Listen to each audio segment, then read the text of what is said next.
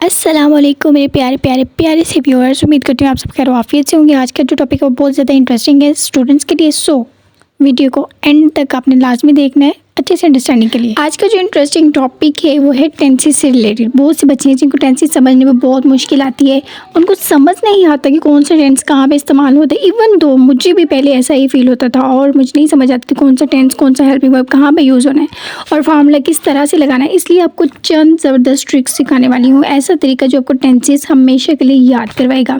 ये वीडियो उन स्टूडेंट्स के लिए जिनको टेंस समझने में बहुत मुश्किल पेश आती है। तो आज की वीडियो के बाद उन सब की तमाम परेशानी रिलेटेड सेंटेंस सब खत्म हो जाएगी। तो सबसे पहली बात जो है और टेंसेस को समझने के लिए सबसे पहले हमें समझना है सेंटेंस क्या है। तो यहाँ पे टेंसेस बेसिकली है क्या, फेल की वो शक्ल होती है जो हमें बताती है कि कोई काम किस वक्त हो रहा है। यानी कोई काम, एक तो एक्शन और दूसरा टाइम, वक्त, ये दोनों मिलके एक टेंस बना देते हैं। तो टेंस जो बेसिकली है इन्हीं दोनों फैक्टर्स पे डिपेंड करता है, एक्शन एंड टाइम। अब टेंसेस के आगे से डिफरेंट टाइप्स आ जाती हैं कि इसमें 3 मेन टाइप्स हैं, ये तो बात पक्की है। उनके आगे से 4 टाइप्स हैं। हर टाइप एक दूसरे के सेम एक दूसरे से रेलिवेंट है नेम में, लेकिन उनका इंटरनल स्ट्रक्चर जो है वो डिफरेंट है। जैसे past, present and future. Past जो गुजरा हुआ है, प्रेजेंट जो माजी है और फ्यूचर जो आने वाला वक्त होगा। ज़माना है मुस्तकबिल, जैसे कि अपने मुस्तकबिल के बारे में आप क्या सोचते हैं, आप खुद भी सोचिए कि वो वाला कौन सा टेंस होगा, फ्यूचर। पास्ट टेंस वो वाला ज़माना है हाल, ठीक है, पास्ट जो गुजर चुका है, क्या हाल था आपका, क्या हाल हुआ। इनके आगे से 4 टाइप्स है, जिसमें से simple, continuous and perfect continuous, ये 4 टेंसेस आ जाते हैं। वो प्रेजेंट में भी है, पास्ट में भी है और फ्यूचर में भी है, लेकिन हर एक में बहुत ज़्यादा डिफरेंस है। यानी वो ज़माना ही तो चेंज हो जाता है। अब इसको स्ट्रक्चर कैसे किया जाता है, एक टेंस को बनाने के लिए सबसे पहले हमें सेंटेंस को समझना पड़ता है। सेंटेंस का स्ट्रक्चर कैसा होता है, सबसे पहले सब्जेक्ट आ जाता है। सब्जेक्ट कहते हैं जो काम कर रहा है। For example, you are doing some work, then it means you are a subject. Verb जो काम है, ऑब्जेक्ट जिस पे काम हो रहा है, और टाइम के किस टाइम पे काम हो रहा है, वही तो आपने सेंटेंस का स्ट्रक्चर बना के उसके बाद टेंस को समझना है। तो आपने पीछे वाली एक स्लाइड देखी थी जिसमें टाइम एंड एक्शन यानी काम और टाइम इन दोनों को मिला के एक टेंस बनता है। तो ये है एक सेंटेंस का स्ट्रक्चर कि सबसे पहले सब्जेक्ट है, देन वर्ब यानी एक्शन, एंड देन ऑब्जेक्ट जिस पे काम हो रहा है, एंड देन टाइम। अगर वर्ब की बात की जाए तो इसमें कोई भी वर्ब हो सकता है, यानी इसमें कोई भी एक्शन हो सकता है।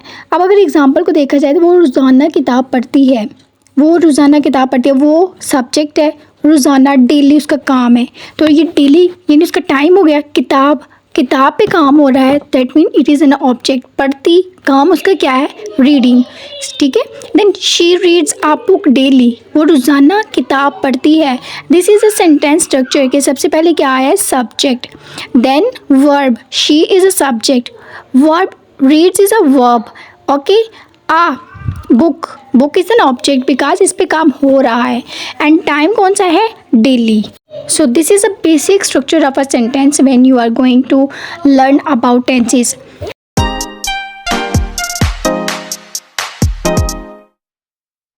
अब नेक्स्ट आपके लिए एक इम्पोर्टेंट की है, आप चाहे उसका स्क्रीनशॉट भी लेकर रख सकते हैं। बस आपको ये टेबल अच्छे से याद करना है, अच्छे से समझना है कि अगर आप ये समझ लेते हैं तो टेंसेस आपके लिए बहुत ज़्यादा आसान हो जाएंगे। अगर आपको पता होगा कि विल का यूज़ हम कहाँ कर सकते हैं और हम कहाँ पे हैज़, हैड का इस्तेमाल कर सकते हैं, तो आपके लिए मुश्किल नहीं होगा।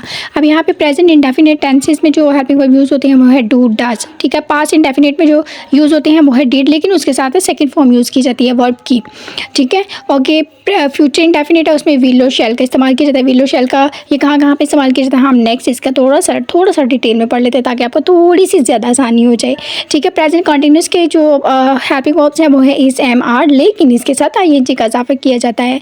उसी तरह कॉन्टिन्यूस के जितने भी टेंसेस होंगे ना, आपने ये याद रखना है कि जो पास्ट है, प्रेजेंट है, फ्यूचर, उनके साथ आईएनजी का वर्ब के साथ लाजिम इस्तेमाल होगा। और जो परफेक्ट टेंसेस हैं उसमें वर्ब की थर्ड फॉर्म यूज़ होगी, ठीक है। प्रेजेंट परफेक्ट के साथ हैज़, हैव, पास्ट परफेक्ट के साथ हैड और फ्यूचर परफेक्ट के साथ विल हैव और शैल हैव, ठीक है। लेकिन जितने भी परफेक्ट कंटिन्यूस के टेंसेस है ना, उसमें हेल्पिंग वर्ब के साथ बीन का इस्तेमाल किया जाता है और साथ में ing का इजाफा किया जाता है। And this is very simple. आप इसका स्क्रीनशॉट लेकर अपने पास सेव कर ले, ताकि जब नेक्स्ट इसकी कोई आपको मैं एक्सरसाइज देती हूँ उसको सॉल्व करने के लिए, then you can do it easily.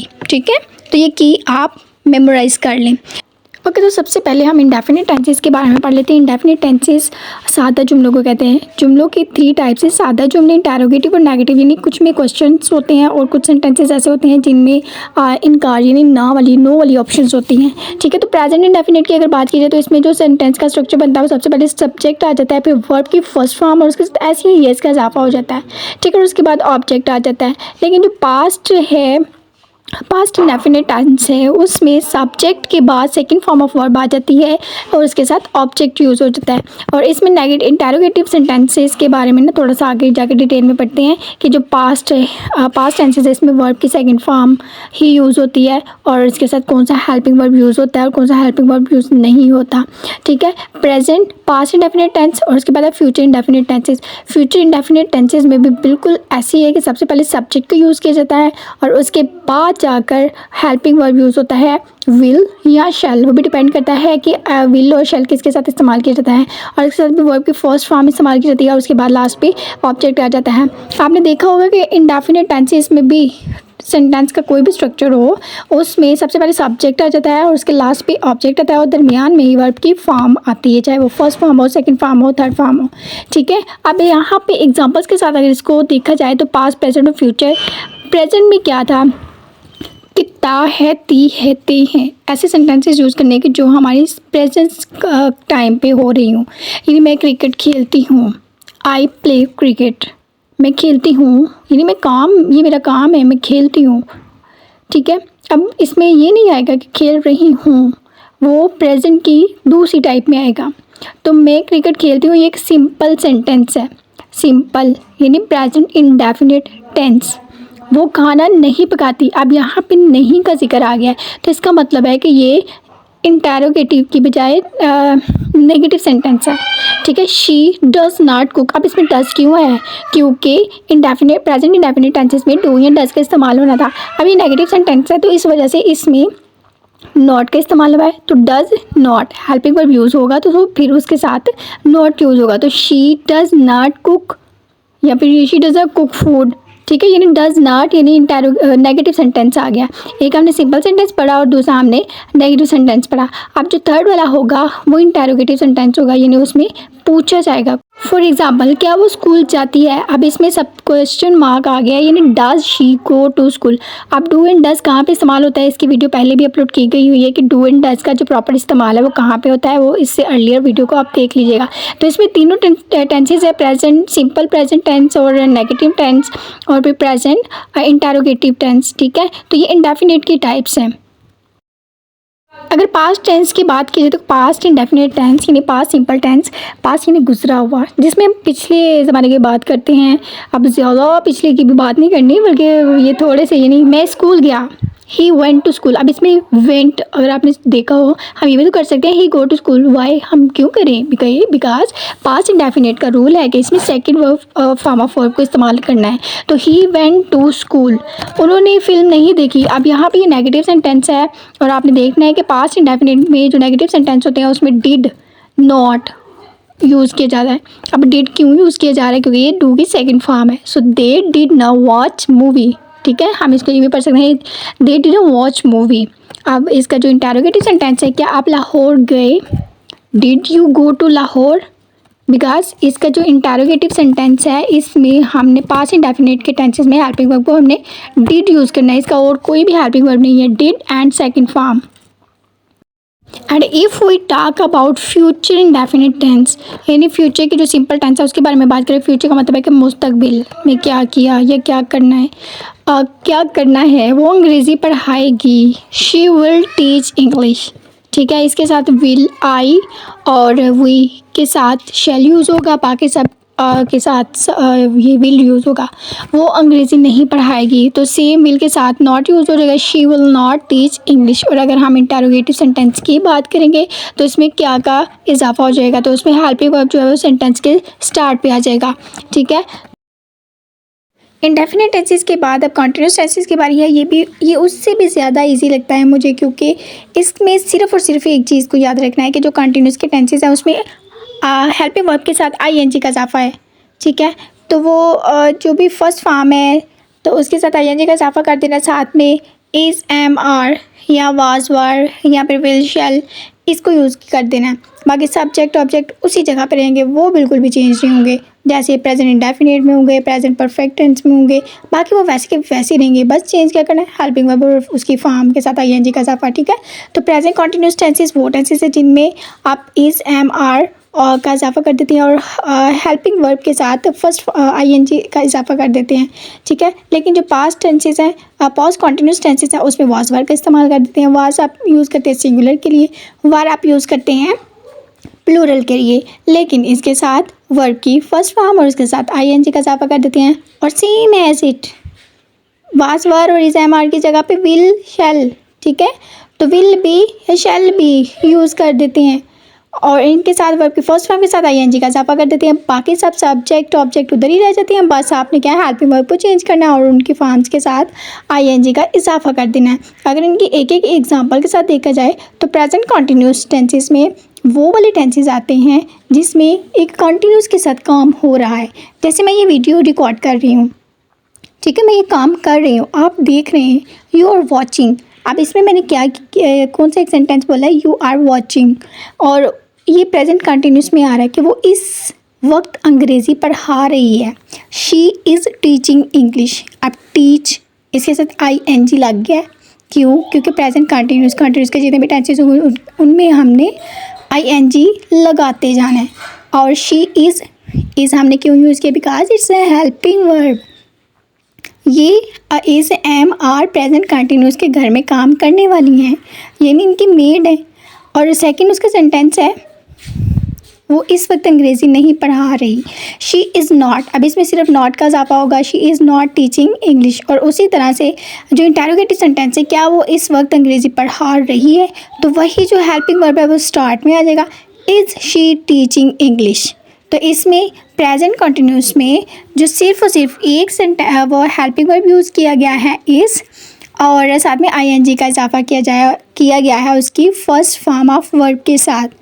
Past continuous tense गुजरा हुआ काम है, लेकिन इसमें क्या किया जाता है, वो अंग्रेज़ी पढ़ा रही थी, यानी वो काम कर रही थी। गुजरा हुआ भी है लेकिन कंटिन्यूस भी है। शी वॉज टीचिंग इंग्लिश, इसमें भी क्या आईएनजी का इजाफा किया गया है और साथ में वॉज यूज़ किया गया। वाई वाज इसलिए यूज़ किया गया because it's a singular sentence. इसमें जो सब्जेक्ट है वो सिंगुलर है, she was teaching, we can't say she were teaching. वो अंग्रेज़ी नहीं पढ़ा रही थी, ये नेगेटिव सेंटेंस है। Then she was not teaching English. उसी तरह अगर इंटेरोगेटिव सेंटेंस है, क्या वो अंग्रेज़ी नहीं पढ़ा रही थी, तो फिर हम इसमें क्या कहेंगे। इंटेरोगेटिव सेंटेंस की इंग्लिश को आपने कमेंट सेक्शन में राइट करना है। अगर फ्यूचर कंटिन्यूस की बात की जाए तो इसमें क्या होगा कि फ्यूचर में बहुत सारे टेंसेस आ जाते हैं जिसमें काम होगा, जिसमें गा गी गे आएगा, वो अंग्रेज़ी पढ़ाएगी। शी विल टीच इंग्लिश, ठीक है, शी विल टीच इंग्लिश। और आपको पता है कि विल एंड शेल का कहाँ पे इस्तेमाल होता है, आई हुई के साथ शेल यूज़ होगा और बाकी सब के साथ विल यूज़ होगा। नेगेटिव सेंटेंस में क्या आ जाएगा कि उसमें विल के साथ नॉट का इस्तेमाल किया जाएगा। और उसी तरह से she will not teach English, कि वो अंग्रेज़ी नहीं पढ़ाएगी। हाँ भाई, नहीं पढ़ाएगी, वो तो नहीं सही। उसके बाद इंटेरोगेटिव सेंटेंस आ जाता है, क्या वो अंग्रेज़ी पढ़ाएगी, आप पूछा जा रहा है। तो इसमें क्या होगा कि जो हेल्पिंग वर्ब था उसको सबसे पहले लिख दिया विल, फिर उसके बाद सब्जेक्ट लिख दिया, फिर उसके बाद उसके बाद उसके जो काम है वर्ब है वो राइट कर दिया। एंड देन काम किस पे हो रहा है, विल शी टीच इंग्लिश, क्या वो अंग्रेज़ी पढ़ाएगी। So this is the continuous form of present, past and future. एक टेबल की फॉर्म में आपको एग्जांपल्स समझा दी गई हैं।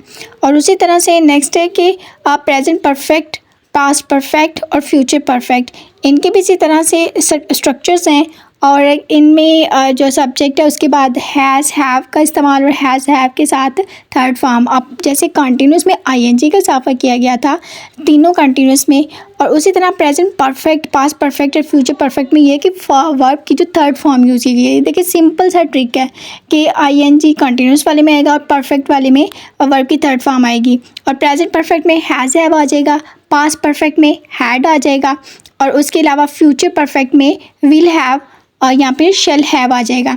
अब अगर इनकी एग्जांपल्स को भी इधर ही हम देखते हैं तो प्रेजेंट परफेक्ट में वो घर पहुँच चुके हैं, ठीक है, हम यहाँ बैठे हुए हैं, वो घर पहुँच चुके हैं, दे हैव रीच्ड होम। हैज़ और हैव का कब इस्तेमाल किया जाता है ये आपको पता होना चाहिए। हैज़ तब यूज़ करते हैं जब सब्जेक्ट सिंगुलर हो, यानी ही शी, ठीक है। अब वो घर पहुंच चुके हैं, ये ज़्यादा की बात की गई है, प्लूरल की बात की गई है, सो we can say they have reached home. Reached is a third form, has या हैव का इस्तेमाल करेंगे, and they is a subject, and home जिस पे काम हो रहा है ऑब्जेक्ट। अब काम वो वाला काम नहीं कि घर पे काम हो रहा है, बल्कि घर पहुंच चुके हैं, ठीक है। तो इस तरह से प्रेजेंट परफेक्ट टेंस को बनाना है कि जिसमें हैज़ हैव यूज़ हो और वर्ब की थर्ड फॉर्म यूज़ की जाए। पास्ट परफेक्ट में क्या आएगा, वो दुकान बंद कर चुका था, मैं चूड़ियाँ लेने गई थी, वो दुकान बंद कर चुका था। He had close the shop, इसमें हैड का इस्तेमाल किया गया है और क्लोज की बजाय क्लोज यानी वर्ब की थर्ड फॉर्म यूज़ होनी। आप कोई भी ऐसे टेंसेज हों आप देखें जिसमें आपने आइडेंटिफाई करना हो कि ये प्रेजेंट परफेक्ट है, क्योंकि एमसीक्यूज़ भी आते हैं, फिल इन द ब्लैंक्स भी आती हैं, आपने उसमें से करेक्शन करनी होती है। तो जहाँ पे भी third form had, have, has आए, ठीक है, तो उसके साथ अगर थर्ड फॉर्म है तो इसका मतलब है कि ये परफेक्ट है, परफेक्ट टेंस है, ठीक है। लेकिन परफेक्ट किसका है, प्रेजेंट का परफेक्ट है, पास्ट का परफेक्ट है या फ्यूचर का। अब फ्यूचर परफेक्ट की बात की जब वो काम कर चुके होंगे, they will have completed the task, यानी इसमें विल का इस्तेमाल किया गया है।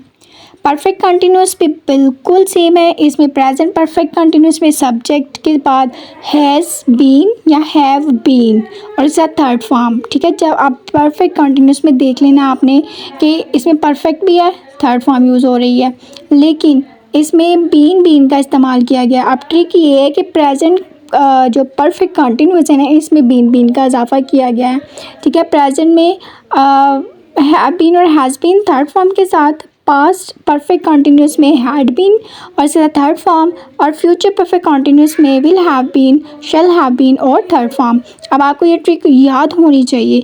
प्रेजेंट परफेक्ट कंटिन्यूस की अगर बात करें तो वो परसों से यहाँ काम कर रहा है इसलिए है क्योंकि ये कंटिन्यूस भी है, और परसों से यानी बहुत पहले की ये बात, बहुत पहले से ये शुरू किया गया है। He has been working here for years, कि वो बरसों से यहाँ पर काम कर रहा है, तो ये काफ़ी पिछले टाइम से काम कर रहा है, यानी अभी जारी भी है और बहुत देर पहले से स्टार्ट भी किया हुआ है। ही हैज़ बीन, यानी इसमें हैज़ इस्तेमाल किया गया बिकॉज पीछे जो सब्जेक्ट है वो सिंगुलर है।